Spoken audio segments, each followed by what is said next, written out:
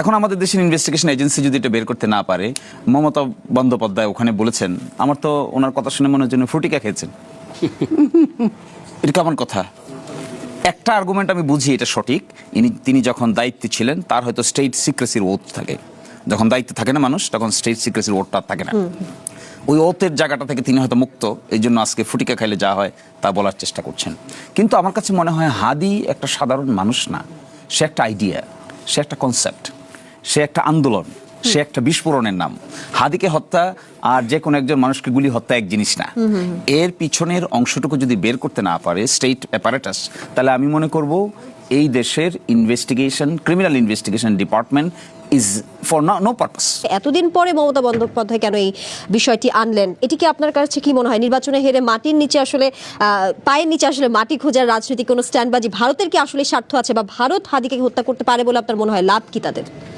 দেখেন, এই প্রশ্নের জবাব দেওয়ার কথা ছিল ইনভেস্টিগেটিং এজেন্সির, আমাকে না, আপনাকেও না, ওনাকেও না। We are not the investigator. আমরা পলিটিক্যাল পার্টির বিভিন্ন মেম্বার। অ্যাপ্রোপ্রিয়েট অথরিটি হলো তদন্তকারী সংস্থা। একটা জিনিস দেখবেন, আমাদের দেশে তদন্তকারী সংস্থাগুলো ইনক্যাপেবল, তারা প্রপার ডিটেক্ট করতে পারে না। সাগর উনি ডিটেক্ট করতে পেরেছে? পারে নাই। হাদি পারছে? পারে নাই। একটা চার্জশিট আমি আজকে দেখলাম তারা সাবমিট করেছিল আদালতে, সেখানে তারা ফয়সাল নামে একটা লোককে শোটার বলেছে যে he is the ultimate culprit. Faisal তাকে গুলি করেছে, ফয়সাল তাকে 5,000 টাকা দিয়েছিল, ফয়সাল তার বিভিন্ন প্রোগ্রামে গিয়েছে, নামাজ পড়ার কথা ছিল, এক জায়গায় বলছে না ওখানে নামাজ পড়তে হবে। এখন প্রশ্ন হলো এই ডিটেকশন, ইনভেস্টিগেশনের মূল পারপাস থেকে ডিটেকশন। এখন ফয়সাল যদি গুলি করে থাকে, ফয়সালের পিছনে আরো কোনো ফয়সাল আছে কিনা এটা বাইর করবে কে? তদন্তকারী সংস্থা। আমাদের পেনাল কোডে 120B 120B নামে এক সেকশন আছে, কনস্পিরেসি টু কমিট মার্ডার। এখন যদি আপনি পিছনের লোকটাকে খুঁজতে চান, তাহলে আপনাকে এভিডেন্স বের করতে হবে যে হু কনস্পায়ার্ড, হোয়ার, হাউ, ওয়েন। এখন আমাদের দেশের ইনভেস্টিগেশন এজেন্সি যদি এটা বের করতে না পারে, মমতা বন্দ্যোপাধ্যায় ওখানে বলেছেন, আমার তো ওনার কথা শুনে মনে হচ্ছে ফ্রুটিকা খেয়েছেন। এটা কেমন কথা? একটা আর্গুমেন্ট আমি বুঝি এটা সঠিক, তিনি যখন দায়িত্বে ছিলেন তার হয়তো স্টেট সিক্রেসির ওথ থাকে, যখন দায়িত্বে থাকে না মানুষ তখন স্টেট সিক্রেসির ওথটা থাকে না, ওই ওথের জায়গাটা থেকে তিনি হয়তো মুক্ত, এই জন্য আজকে ফুটিকা খাইলে যা হয় তা বলার চেষ্টা করছেন। কিন্তু আমার কাছে মনে হয় হাদি একটা সাধারণ মানুষ না, সে একটা আইডিয়া, সে একটা কনসেপ্ট, সে একটা আন্দোলন, সে একটা বিস্ফোরণের নাম। হাদিকে হত্যা আর যে কোনো একজন মানুষকে গুলি হত্যা এক জিনিস না। এর পিছনের অংশটুকু যদি বের করতে না পারে স্টেট অ্যাপারেটাস, তাহলে আমি মনে করব এই দেশের investigation, criminal investigation department is for no purpose. It doesn't carry any purpose. এই পারপাসটা যদি আমাকে আপনাকে ইমপ্লিমেন্ট করতে হয়, তাহলে ইফিশিয়েন্ট ইনভেস্টিগেশন মেকানিজম দরকার। হ্যাঁ, ধরেন ইনভেস্টিগেশন করতে করতে এক জায়গায় গিয়ে দেখলো যে তারা আর অগ্রসর হতে পারে না, একটা বার থাকতে পারে। সিকিউরিটি এজেন্সি যদি নিজেই যুক্ত থাকে তখন বার হয়, আমরা দেখেছি অতীতে এগুলো। তা যদি হয় তাদেরকে ডিসক্লোজ করে দেওয়া দরকার যে আমরা এতটুকু পেরেছি, এই জায়গায় গিয়ে আমরা আর আনসার খুঁজে পাই নাই, so this is what is your responsibility.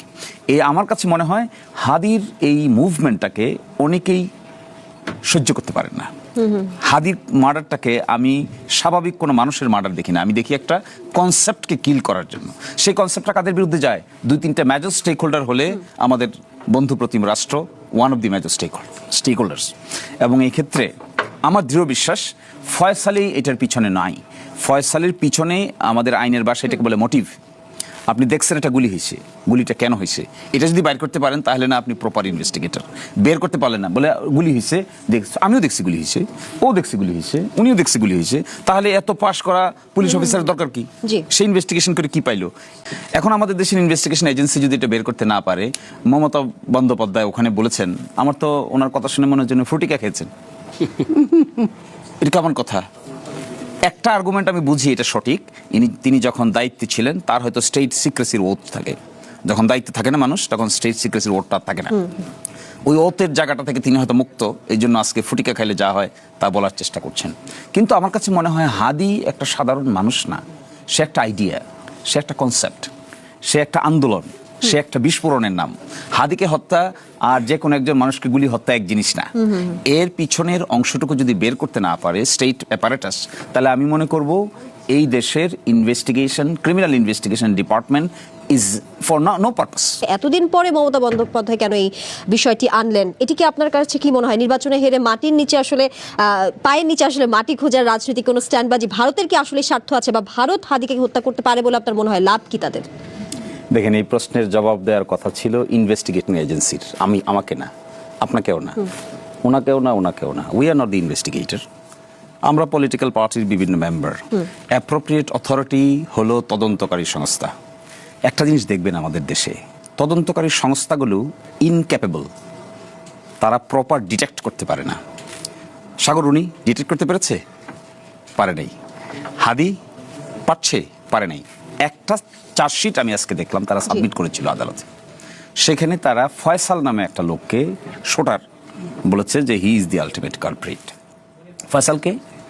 Faisal তাকে গুলি করেছে, ফয়সাল তাকে 5,000 টাকা দিয়েছিল, ফয়সাল তার বিভিন্ন প্রোগ্রামে গিয়েছে, নামাজ পড়ার কথা ছিল এক জায়গায়, বলছে না ওখানে নামাজ পড়তে হবে। এখন প্রশ্ন হলো এই ডিটেকশন, ইনভেস্টিগেশনের মূল পারপাস থেকে ডিটেকশন। এখন ফয়সাল যদি গুলি করে থাকে, ফয়সালের পিছনে আরো কোনো ফয়সাল আছে কিনা এটা বাইর করবে কে? তদন্তকারী সংস্থা। আমাদের পেনাল কোডে 120B 120B নামে এক সেকশন আছে, কনস্পিরেসি টু কমিট মার্ডার। এখন যদি আপনি পিছনের লোকটাকে খুঁজতে চান, তাহলে আপনাকে এভিডেন্স বের করতে হবে যে হু কনস্পায়ার্ড, হোয়ার, হাউ, ওয়েন। এখন আমাদের দেশের ইনভেস্টিগেশন এজেন্সি যদি এটা বের করতে না পারে, মমতা বন্দ্যোপাধ্যায় ওখানে বলেছেন, আমার তো ওনার কথা শুনে মনে হচ্ছে ফ্রুটিকা খেয়েছেন। এটা কেমন কথা? একটা আর্গুমেন্ট আমি বুঝি, এটা সঠিক, তিনি যখন দায়িত্বে ছিলেন তার হয়তো স্টেট সিক্রেসির ওথ থাকে। যখন দায়িত্বে থাকে না মানুষ, তখন স্টেট সিক্রেসির ওথটা থাকে না। ওই ওথের জায়গাটা থেকে তিনি হয়তো মুক্ত, এই জন্য আজকে ফুটিকা খাইলে যা হয় তা বলার চেষ্টা করছেন। কিন্তু আমার কাছে মনে হয় হাদি একটা সাধারণ মানুষ না, সে একটা আইডিয়া, সে একটা কনসেপ্ট, সে একটা আন্দোলন, সে একটা বিস্ফোরণের নাম। হাদিকে হত্যা আর যে কোনো একজন মানুষকে গুলি হত্যা এক জিনিস না। এর পিছনের অংশটুকু যদি বের করতে না পারে স্টেট অ্যাপারেটাস, তাহলে আমি মনে করব এই দেশের investigation, criminal investigation department is for no purpose. It doesn't carry any purpose. এই পারপাসটা যদি আমাকে আপনাকে ইমপ্লিমেন্ট করতে হয়, তাহলে ইফিশিয়েন্ট ইনভেস্টিগেশন মেকানিজম দরকার। হ্যাঁ, ধরেন ইনভেস্টিগেশন করতে করতে এক জায়গায় গিয়ে দেখলো যে তারা আর অগ্রসর হতে পারে না, একটা বার থাকতে পারে। সিকিউরিটি এজেন্সি যদি নিজেই যুক্ত থাকে তখন বার হয়, আমরা দেখেছি অতীতে এগুলো। তা যদি হয়, তাদেরকে ডিসক্লোজ করে দেওয়া দরকার যে আমরা এতটুকু পেরেছি, এই জায়গায় গিয়ে আমরা আর আনসার খুঁজে পাই নাই, so this is what is your responsibility. আমার কাছে মনে হয় হাদির এই মুভমেন্টটাকে অনেকেই সহ্য করতে পারেন না। হাদির মার্ডারটাকে আমি স্বাভাবিক কোনো মানুষের মার্ডার দেখি না, আমি দেখি একটা কনসেপ্টকে কিল করার জন্য। সেই কনসেপ্টটা কাদের বিরুদ্ধে যায়? 2-3টা মেজর স্টেক হোল্ডার হলে আমাদের বন্ধু প্রতিম রাষ্ট্র one of the major stake holders.